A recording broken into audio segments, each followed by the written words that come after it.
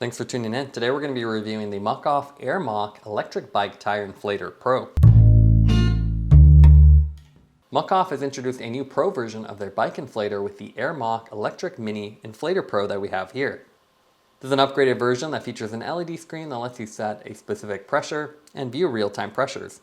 You can see packaging-wise, you have a nice pink and black color scheme, really glossy representation of the pump on the front, and fun graphics with these electric bolts all the way around it. You can see the little branding on the sides and additional information on the back. I'll go ahead and open this up. We'll go over the full specs. So retail price on this is $155.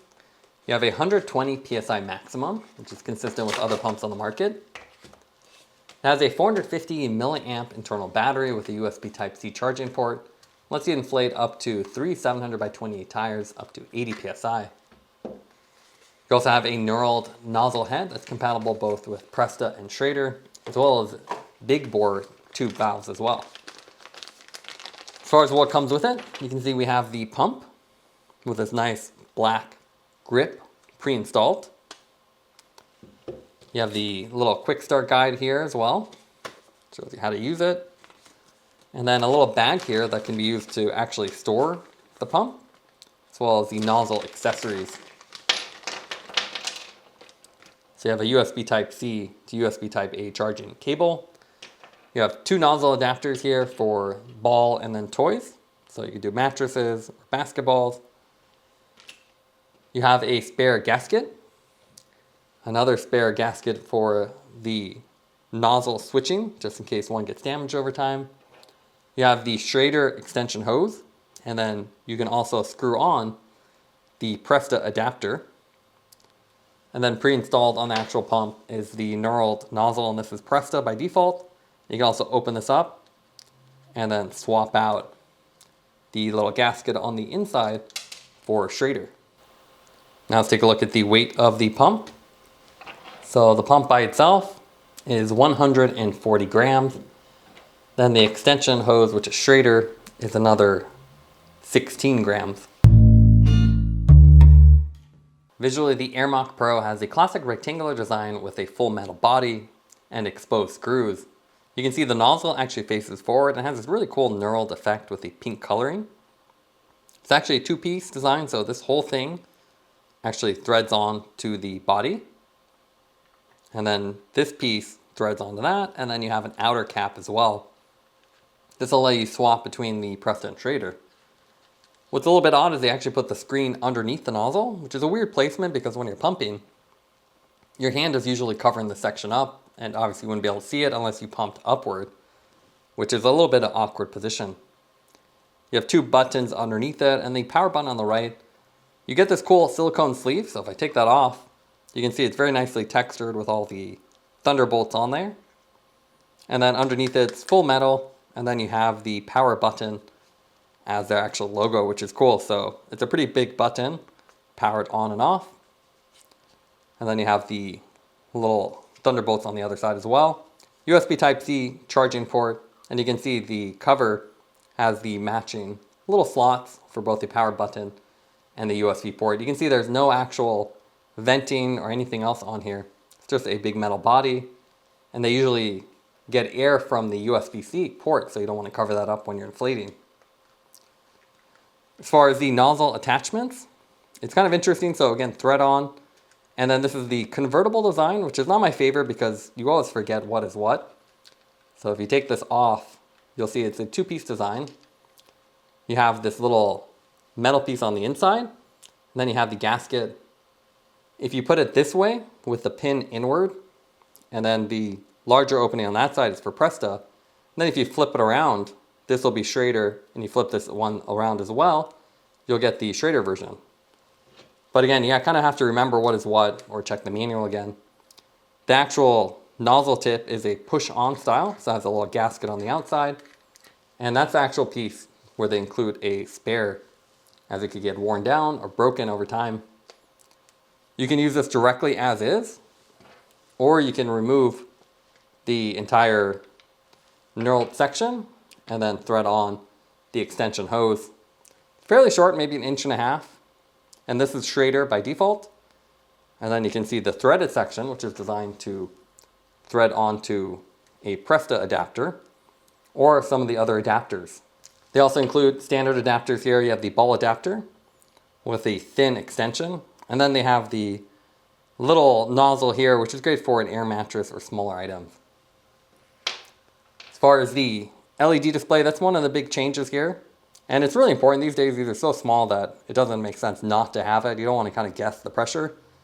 But you have a standard screen, a little flickery on camera, but in real life it's nice and bright. You have the units underneath, the battery, and then the current pressure above it. If you press both buttons, you'll switch between bar and PSI.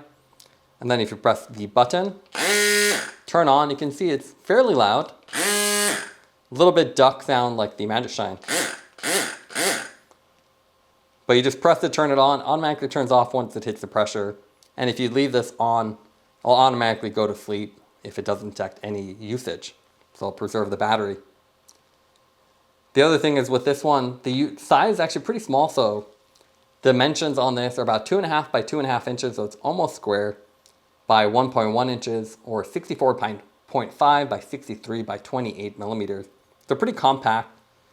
The part that kind of sticks out is obviously this threaded piece. And it's a little bit long compared to the other ones on the market.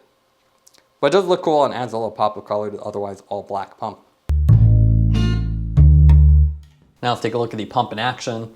You can see you can power it on and then easily adjust the pressure. It has mode memory, so it remembers what you're at. Shows the battery status, and we'd recommend using the extension hose for most of the uses as it gives you better access. It is a thread-on design, so you want to thread it on all the way and then turn on the pump. I think most of the manuals say actually turn on before, just to give the motor a better chance, but usually we just turn on when you get it actually on there. You can see it's a pretty fast pump, so it's one of the fastest we've seen, between 40 to 50 seconds to inflate the 700 by 28 tire from 0 to 65 PSI. So you can see it updates really quickly and gets you up and going much faster than a normal hand pump. So we definitely recommend this instead of a hand pump for roadside repairs. Once you're done, you just unthread it and then you're ready to ride. So it's a big time saver compared to, again, the little compact pumps. Compared to other pumps, here you can see it is a lot faster, so competitive with the CYCPLUS while the Trek is the slowest. And in terms of battery life, we were really impressed. We got 6.6 inflations for, again, the 700 by 28 tire up to 65 PSI, which makes it one of the longest lasting batteries we've tested. So it's pretty impressive given the 450 milliamp internal battery. You have USB charging. And although the pump does get hot with repeated use, it wasn't scorching hot thanks to the rubber cover. So overall, it's pretty impressive in terms of performance, but you can't see the actual screen without turning it like we're doing it here, which is not really that practical. You can see the Trek and the CYCPLUS have much better screen placement, and I think it's a big negative of this pump.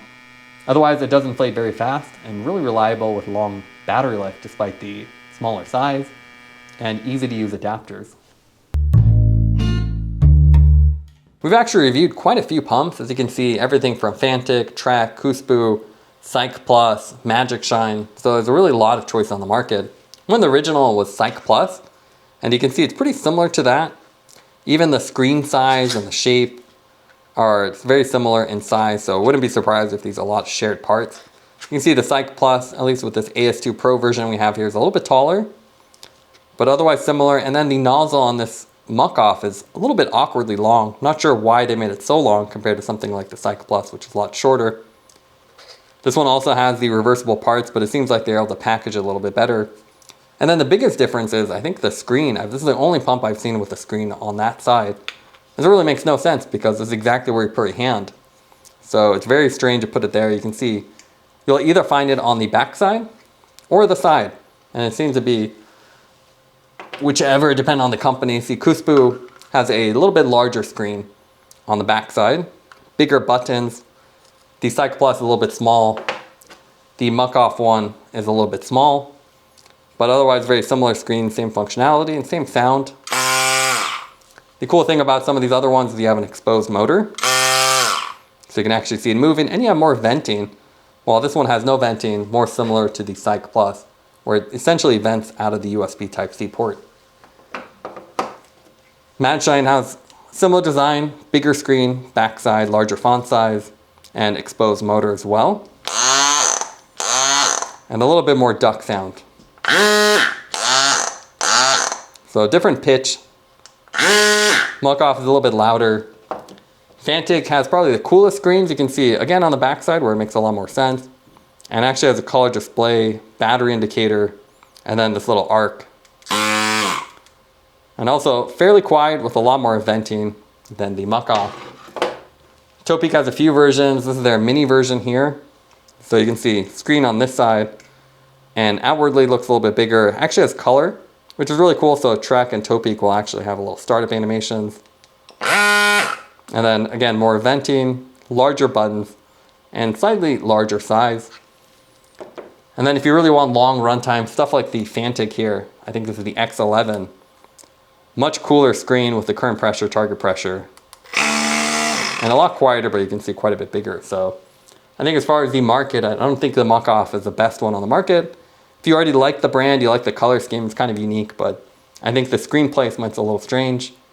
And then the price-wise, unless it's on sale, I think there's better deals on the market already. What we like about the pump is you have the distinctive knurled nozzle tip, which looks really cool. Also has a nice textured rubber outer cover that's easy to grip, with an intuitive side button placement.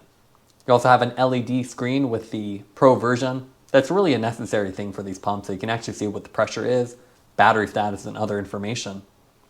The negative of the pump is the fact that it's quite expensive, so it's more competitive with the Trek and higher end brands. And you're not able to see the screen with the placement below the nozzle. And I think one of the big detractors of this pump, it's really not that usable compared to other pumps, and they really should position it either on the side or the front. Taking everything into account, would give the pump an 8.0 out of 10. It's an efficient and fast pump, but has a very odd screen placement. Thanks for watching this review. Don't forget to like and subscribe. You can see more content from us on our website at sweetcyclist.com, as well as follow us on Instagram at The Sweet Cyclist. This is The Sweet Cyclist reminding you to enjoy the ride.